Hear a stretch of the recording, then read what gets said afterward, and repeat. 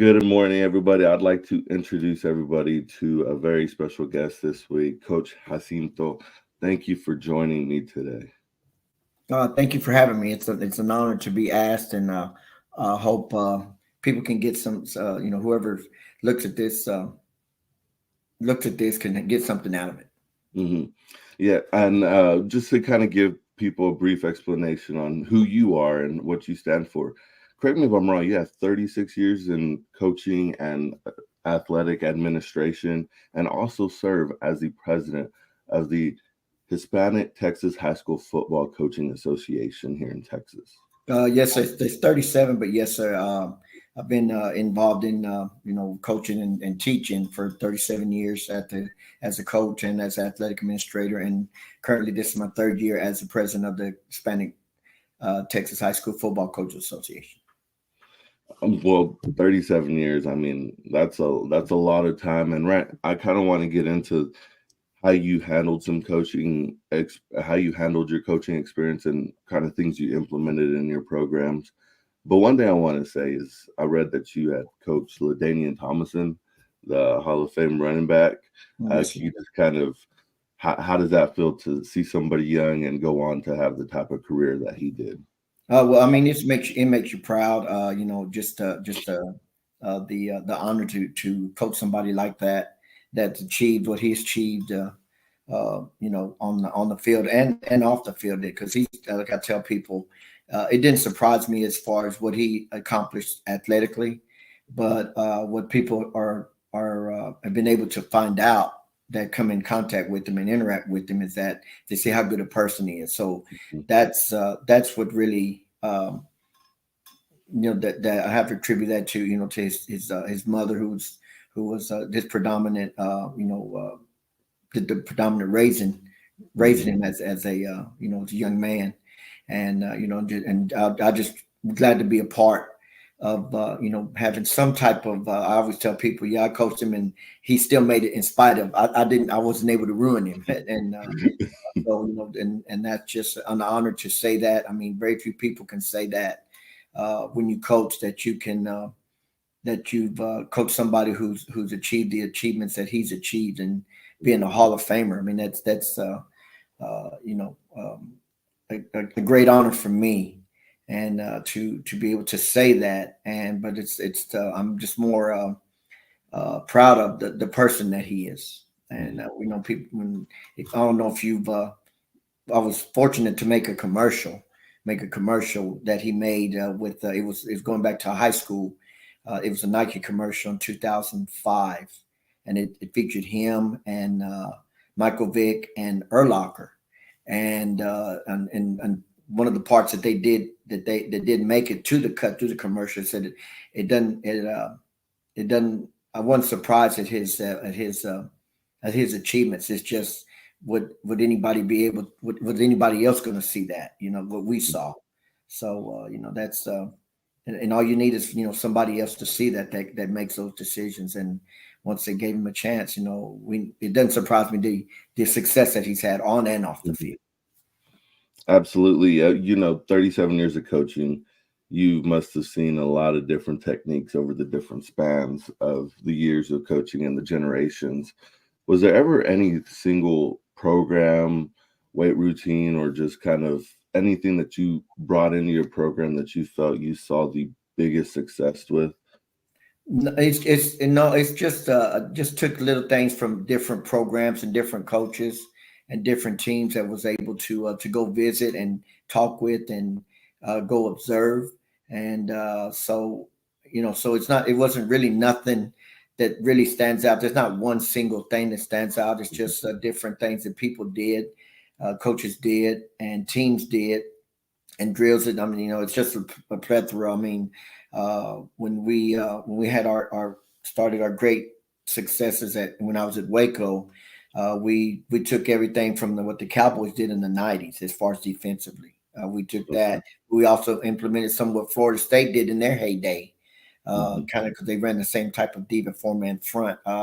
We also took some motivational things that Coach Rutledge, who was at Converse Judson, some of the things we saw him do.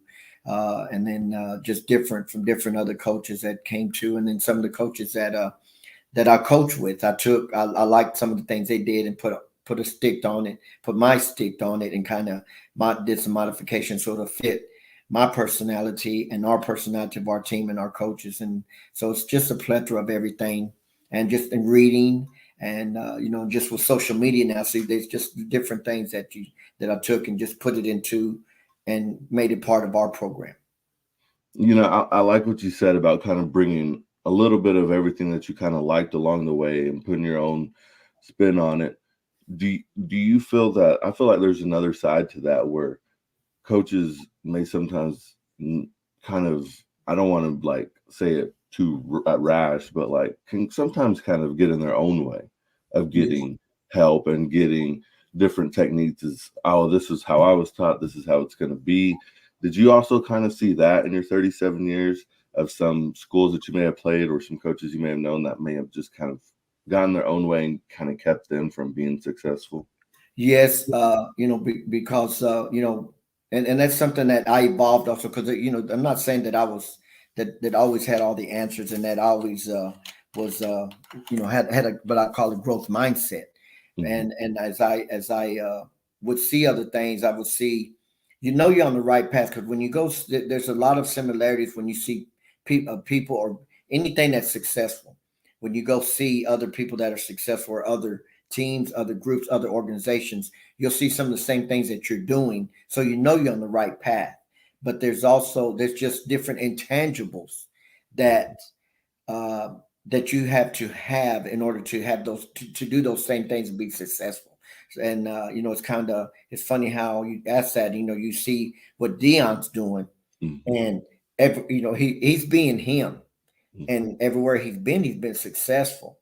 So if you're successful in everything you do, in every facet of your life, that ain't luck. There's something that you're doing right. Yeah, and I know he'll be probably one of the first ones, and any great successful person would tell you, no, I didn't invent this. I got this from, and I put my own little stick to it, but I Hmm. learned this from this person. And and that's what sometimes people do. They they get so prideful sometimes that they don't like to.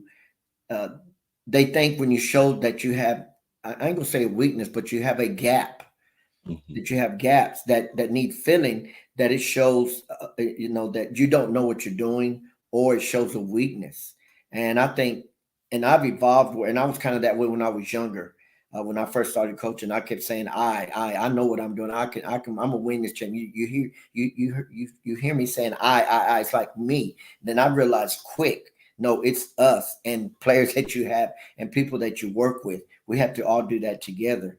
And it doesn't matter what you know; it's what those kids know and able. And if you can translate that from what you teach them to putting it on the field and executing it, that's the key thing. And it's a skill to be able to do that, to get people to do the things that you're trying to teach them so they can be successful, and not just skill wise, but also personality wise, character wise, culture wise. And Hmm. if you're successful everywhere you go, it ain't luck. There's something and I've also realized, like I just said, you have to surround yourself with great people, and Hmm. also you have to have great players. Take what their strengths and build on them, and build on the things they need to work on. I don't like to say weaknesses, just things to get better at, Hmm. kind of being more in the positive state. Absolutely. And I like how you said you make like the culture kind of build people up, and you went from an I mindset to an us mindset. I feel that's something that can be contagious in an organization or an athletic department. And when you learn that mindset, did you feel when you went from an I mindset to an us mindset and prioritized kind of the culture and stuff and relying on building people up, did you see any difference in as far as like creating or building leaders? Was there an uptick? Did you feel like there was more leaders that you could count on? Yes, because first you have to learn how to follow before you can lead, and that's one thing that I was taught through my upbringing, is that but you only have your own personalities that to build leaders, and that's something I always make sure that I reminded myself if I ever became in a acquired a leadership position, to remember what I wanted in my leader. And so I always, and what I didn't want in my leader. And I try to make sure that I brought those things to the table to people that I was leading, and not just players, but also coaches and people that I worked with. Because I never said that people worked for me. I always worked with them, even if I was the leader. And in doing so, I've also evolved that you don't give people tasks, you give them responsibilities. That's how you build leadership. And then you look at, and people said, and I said, okay, so how am I going to build a leader? How am I going to give them responsibility?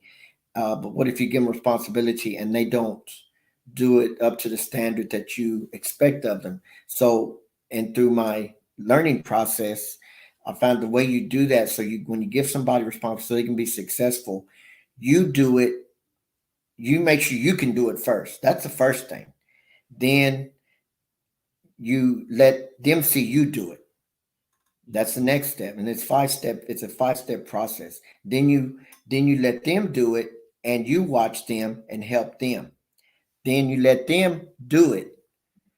Then when you see that they master, because then you're never going to master 100%. But it's always, I've always took, and I learned this through stuff that I learned and reading and talking with different successful people. And when they get to about the 80%, the other 20% is what you learn as you do. And once they get to, then you get them responsibility, but also let them know they can come back to you. Hey, I have a problem here. Well, how can I get through it? What did you do when you had this problem? And then once they can do that, then the last phase, then they show somebody else how to do it. Now they feel that they have autonomy, because that's another thing that also evolved. At first, you hear this word empower, and that's what you empower people to give them responsibility and empower them to do what to how they want to do it. But then I also kind of saw that, and I said, well, you're empowered, then you're empowering them to do certain things. Well, yeah, you can do this. I'm empowering you to do this, but I'm not empowering you to do that. So now you're really not. To me, that it's kind of like a false narrative as far as what you're giving them the power to do. So what I say now is, no, I'll give them you give people the autonomy. So now they really feel they have an ownership, because when you power you, it's like, yeah, you can do that, but they're always going to like come back to you for permission. And you don't want them to come for permission. You want to come in with uh where they can talk with you and use you as a reference point, knowing that, okay, it's still going to be my decision.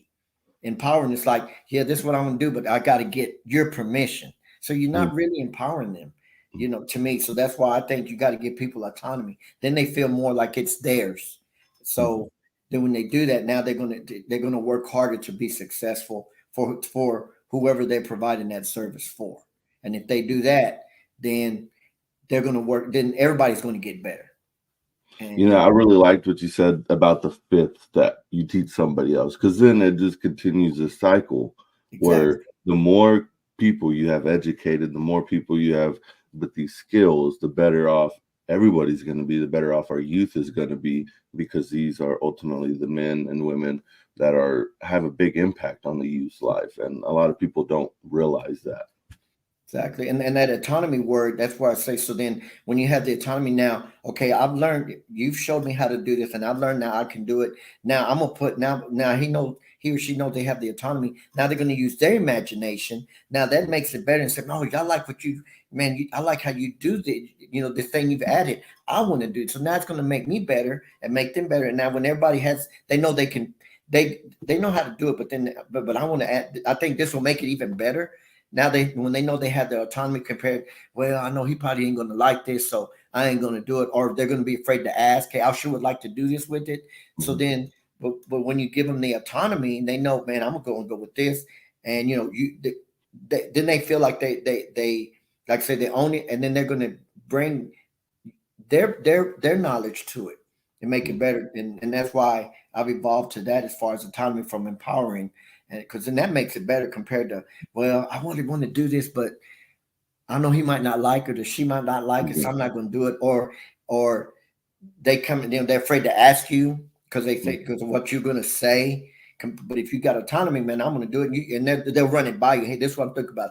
So then now they're being more comfortable, and now you're influencing development, like you said, growth, and not just in that person, but also in what they're doing. And then, like I said, then that makes it even better. And that's kind of how I evolved. Also with different things that I've implemented, whether it's programs, drills. Then I said, man, I look at this. Well, if I do this, I think this drill will even work better for the success of our players.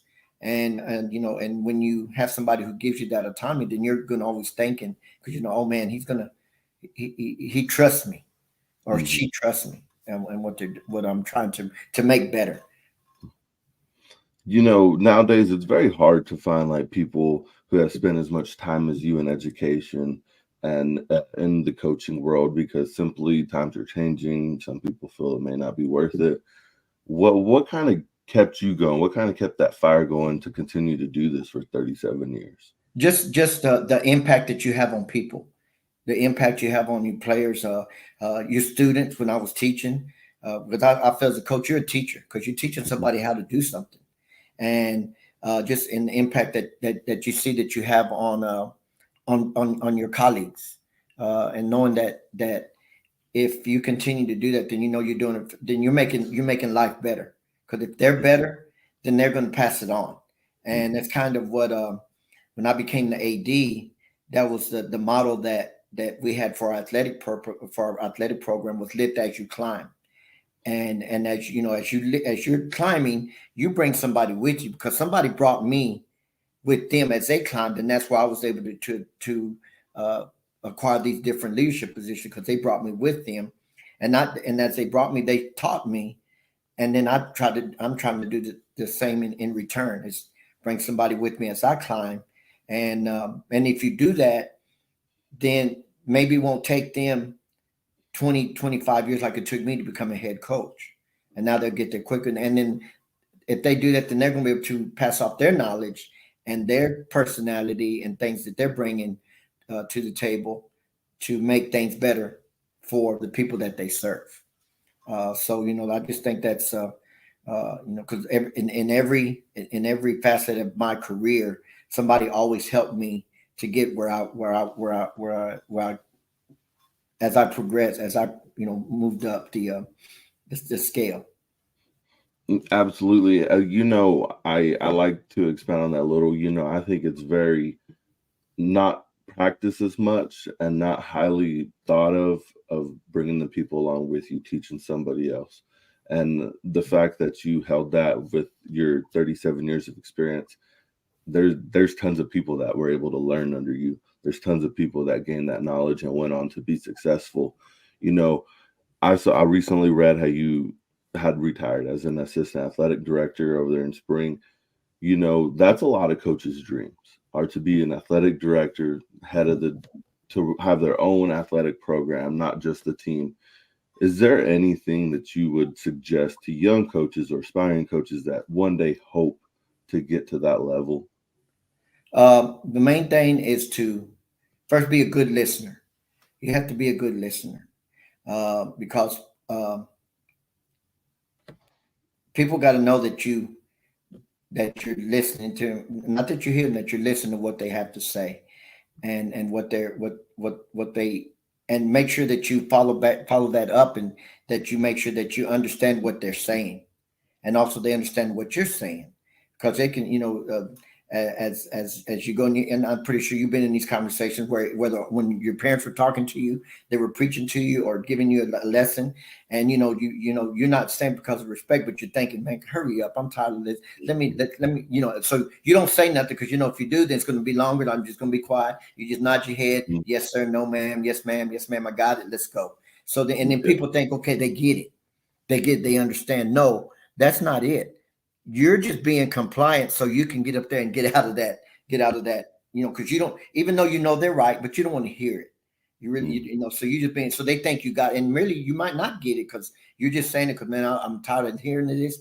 If I be quiet, that means they'll finish sooner, and I can get out of this meeting, I can get out of this lecture and things like that. So you have to, that's why I'm saying you have to let people, give people autonomy, and let them talk and understand them. Because, when you say, oh, they understand that. I felt that meeting went well. Because why? Because they didn't say nothing. They didn't talk back to you. They didn't give you no negative feedback. They didn't push back on you. So they felt they went well. And then you see back and they said the lesson was not learned. So that's where you have to sit up there and you have to listen to people and you give them a chance to say what they want to say.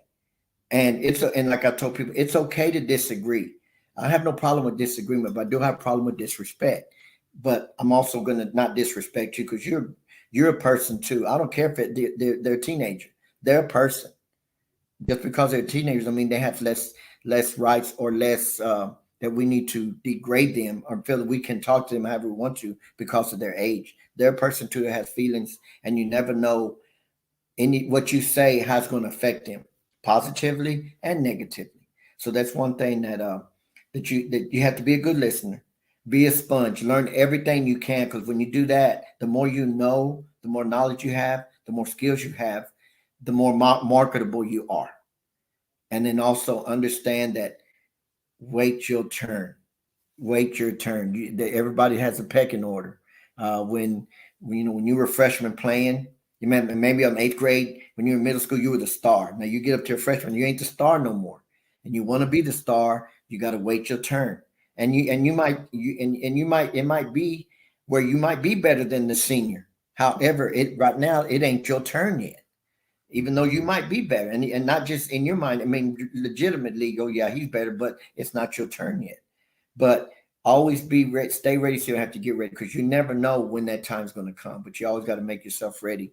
And so that's the three things I would say: is be a good listener, be a sponge, and learn from learn. You can learn from everybody and everyone because even the one in the 1 in 9 teams, they still are doing something right. They're not just they're doing more. I ain't gonna say wrong, but there's somehow it's not getting across to the players. But they're not doing everything wrong because they did win one game. Now the ones who are most successful, they're doing more things right than they are wrong, and that's why they're having more success. So you can always learn, and it doesn't matter who it is, and that's what I've always. And that goes back to having that growth mindset, knowing that you can learn from everybody. And people know you can always tell the true character of a person by how they treat somebody who can't do nothing for them. And what I always think about that is as a coach, one of the, in every place you work, and that's not even there's people who clean up that place where you work at. And those people are probably the less respected as far as what they do. They can't do nothing for they can, but yeah, they can. They're cleaning up the place, but as far as what can they do for me, it's probably other than clean up the place, and that's what you look at. Look and see how the people treat the people who clean up, the custodians. Look how they treat them. That tells you the true uh, character of a person. And I like that scenario because I mean it just came out recently where even Andy Reid said that he did at one time take a play from a janitor and it worked for him. Yeah. So that just kind of goes to show you never know who can help you in whatever facet of life. And I absolutely love the last part of your advice, the wait your turn. I feel like a lot of people in today's world, including myself at times, are impatient. You're like, I could get there, I can get there, I can do it now. But I do feel that there is growth in time and patience. And that's a big key that a lot of people miss out on nowadays. Now I'm excited to talk to you about the Hispanic Texas High School Football Coaching Association. And how we said off camera, I haven't officially broke into the industry, but it's already helped me. It's already kind of given me some connections and some people that I've already talked to and possibly some opportunities. When this organization was created, this association, what was the mindset behind it and the full purpose behind to starting something like this? Well, it was started by, and I wasn't one of the founders. I just want to make sure that's understood. There were 4 other coaches that it was their vision that they wanted to create an association for the Hispanic football coaches in Texas in order to get their name out there, to network with each other so we can get to know each other, so we can help each other become better professionals, better people.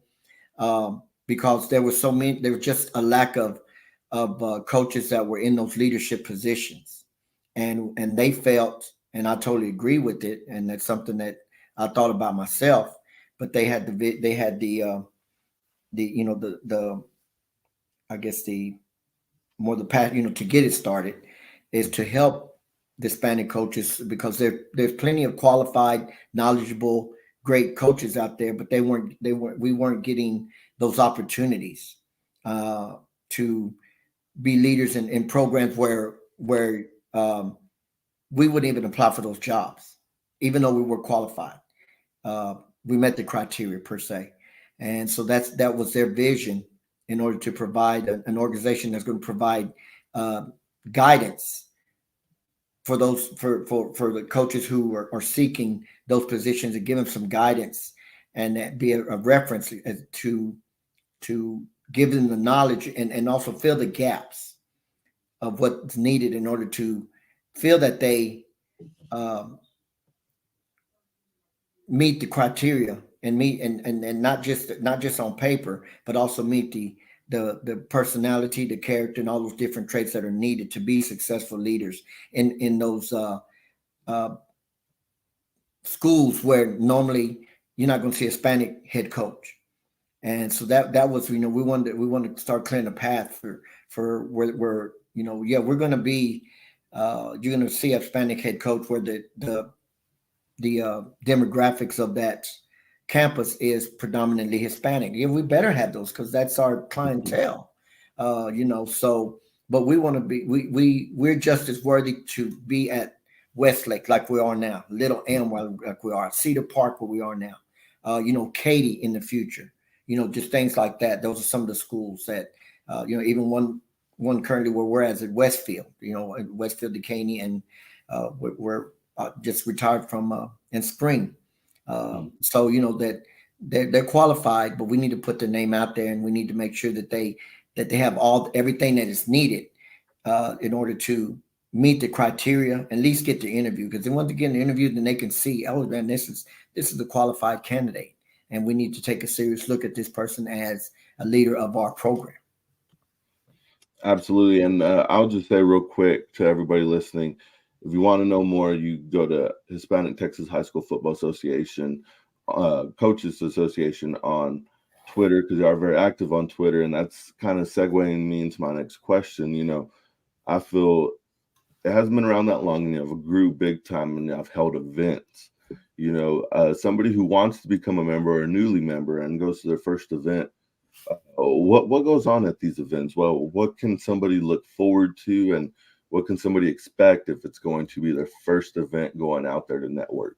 Okay, well, the two main events that we have right now, the two main things that we have that were in-person events, is our yearly clinic, which we had last year for the first time. It was in Leander, and so we're in the process. We haven't started planning yet, but we're looking to see where we're going to have it this next year. And it's just like any normal clinic where we have coaches speak, predominantly Hispanic coaches, talking about all the different facets of an athletic program and football, offense, defense, special teams, culture, off season, motivation, just all the different facets of an athletic program and a football program. But we try to, and this is another way to put Hispanic coaches out there, so they can see that, oh man, this is a great coach. We need to think about him. And when we have a leadership position available, this is the person that we feel meet that criteria. The other one is our social that we have at coaching school. We've had that for 3 years now running, and it's just a social that anybody can come, but it's put on by our organization, and we provide free drinks, free food.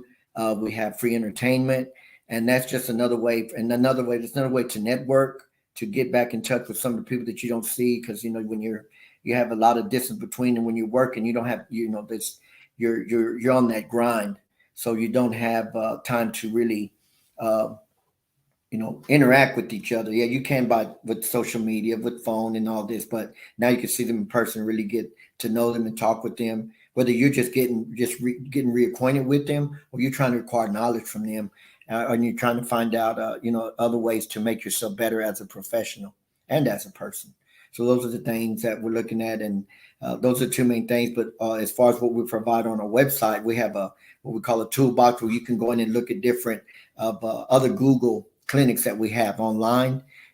There's also hard copies of different programs and different different offenses, defenses, special teams, off-season programs. All those things can be you can access through the website as well. And you can also access contact information if you need to contact people. You know how I mentioned it. I feel like in the short amount of time, this association has grew tremendously. Is that something that y'all expected, or is it just something that y'all hoped for? We hope for. We knew we just didn't expect. It kind of surprised us the growth that we did have. I mean, but it's a great. It's something that we embraced, but we just it just surprised us how big the growth has been and how much impact we are having on the coaching fraternity in Texas in football, and we're trying to keep growing that. And we're trying to, continue to grow in the impact that we have with through coaching in Texas. You touched on this a little in the purpose, but as far as what do you expect for this association going forward? To continue to grow in participation, to grow in impact, and to grow in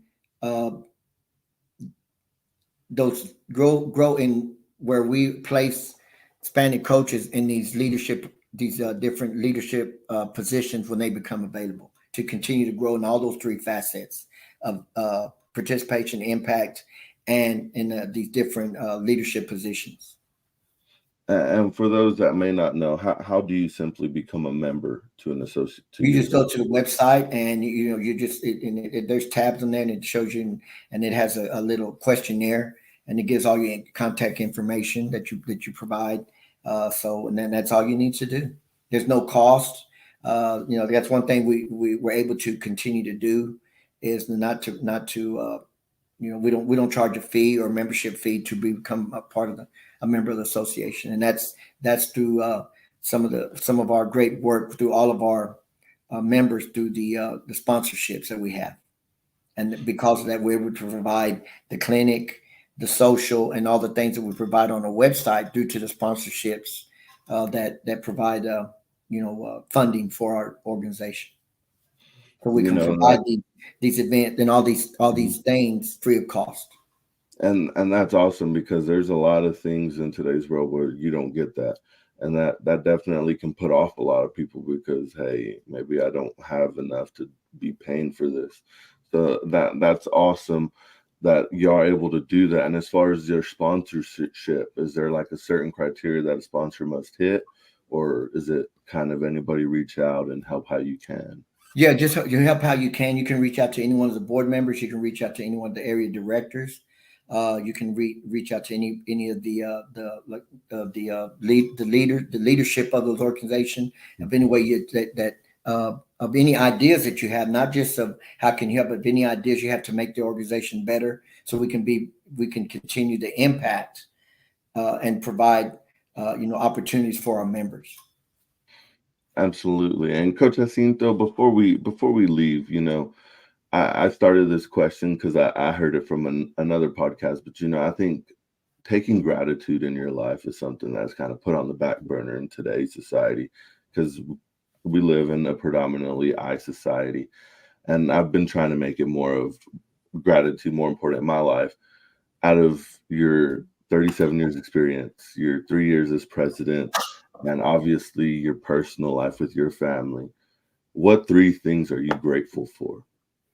Well, just grateful for the support of my family, my wife and my kids, and proud of what they've accomplished. My wife is a retired coach as well, and then just my 3 kids of what they've accomplished. And one of them is a coach. One of my oldest daughter is a coach. The other 2 are very successful, but not in the same field, and being proud of that.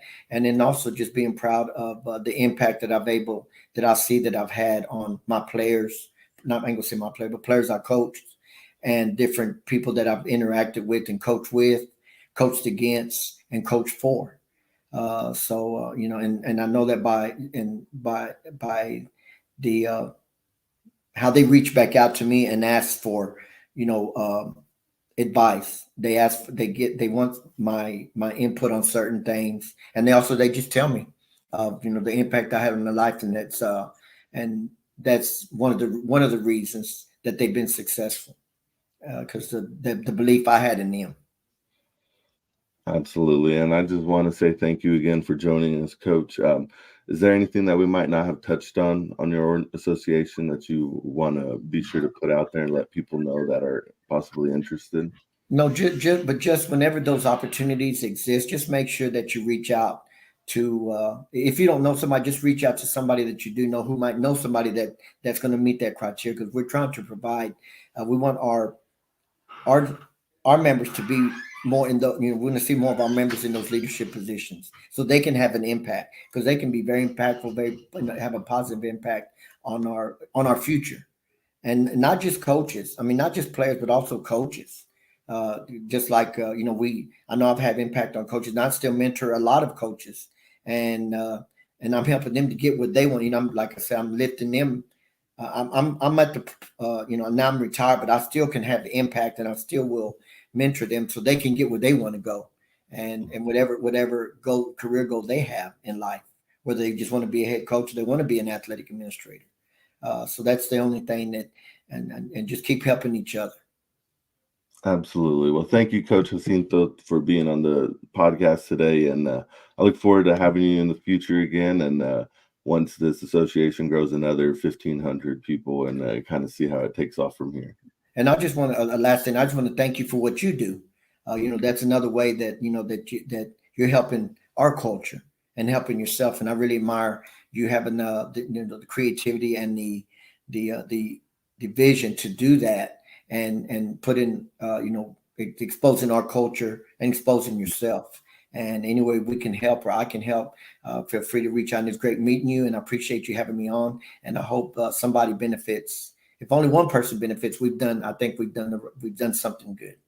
Absolutely, Coach. Well, you have a good rest of your day. You too, and thank you.